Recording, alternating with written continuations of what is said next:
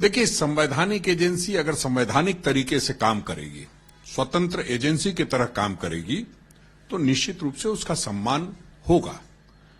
लेकिन जो चीजें दिखती है, अब पता नहीं कौन सी किस तरह की एजेंसी है कि पिछले 2 महीने से चुप बैठी रही और अचानक से फिर ज्ञान प्राप्त हुआ और दूसरे दिन के लिए नोटिस दे दिया।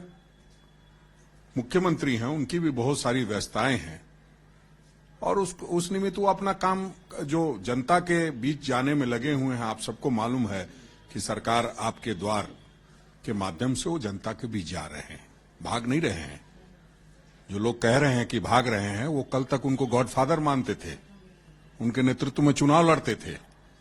आज ठीक है, पाला बदल लिया है तो इस तरह की बातें करेंगे, लेकिन किसी भी आदमी को कोई भी बात करने से पहले अपने गिरेबान में झांकना चाहिए।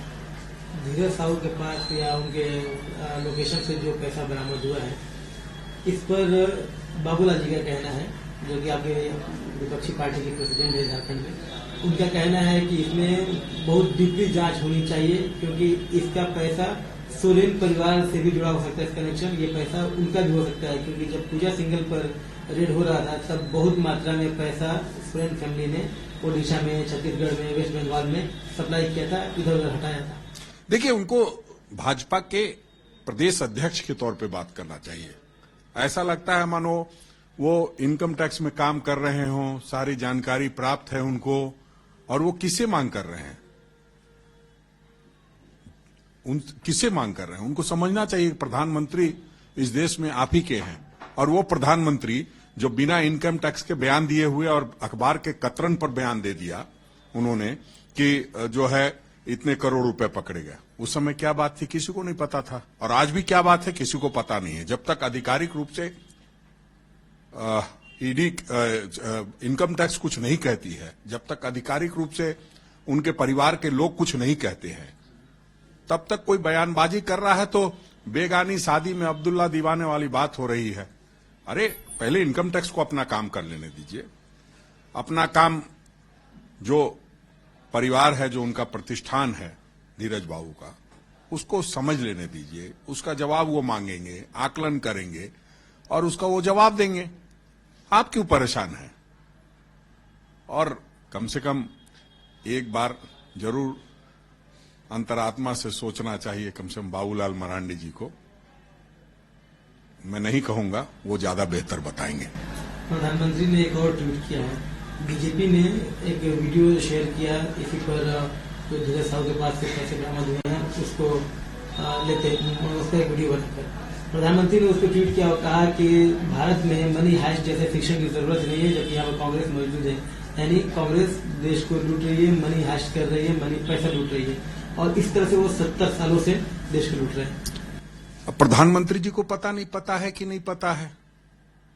जब उनका राष्ट्रीय अध्यक्ष रक्षा सौदों में पैसा लेता पकड़ा गया था, दुनिया ने देखा था, हमने नहीं देखा था, पूरी दुनिया ने देखा था कैमरे के आगे कि उनके जो लक्ष्मण थे, और उसी समय लोगों ने नारा दिया था, बीजेपी तेरी राम कहानी, तेरा लक्ष्मण करे बेमानी।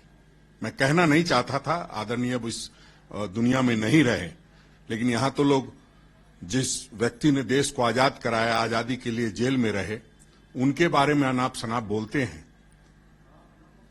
तो सच्चाई तो सामने आनी चाहिए। जनता को पता रहना चाहिए कि जो देश की रक्षा और राष्ट्रभक्ति की बात करते हैं, उनके राष्ट्रीय अध्यक्ष ने रक्षा सौदों में घूस लेने का काम किया था। 4 वर्षों की सजा हुई थी।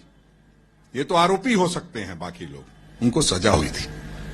राहुल गांधी जी ने आज एक बयान दिया था जिसमें उन्होंने कहा था कि नेहरू जी ने इस देश को अपनी जिंदगी दे दी, कई बार जेल गए, कई सालों तक जेल में रहे।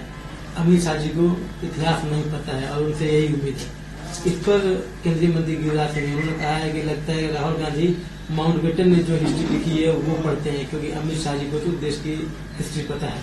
अब गिरिराज सिंह कौन सा इतिहास पढ़ते हैं, उनके प्रधानमंत्री कहां तक पढ़े हैं, इन सारी चीजों पर कोई खुलासा नहीं हुआ है अब तक। पहले खुलासा हो जाने दीजिए कि कौन किसका इतिहास पढ़ा है और कौन इतिहास की कितनी जानकारी रखता है। गिरिराज बाबू से बयान देने के आधार पर ही मंत्री हैं, कोई ज्ञान के आधार पर नहीं है, और उनको नहीं पता है इतिहास क्या है। उनको नहीं पता है कि उनके पूर्वज जो है देश की आजादी में जो लोग रहे हैं उनको नहीं पता है। वो अपने घर में पहले झांके उनके पूर्वज किस पार्टी के नेता थे और कौन से स्वतंत्रता सेनानी थे।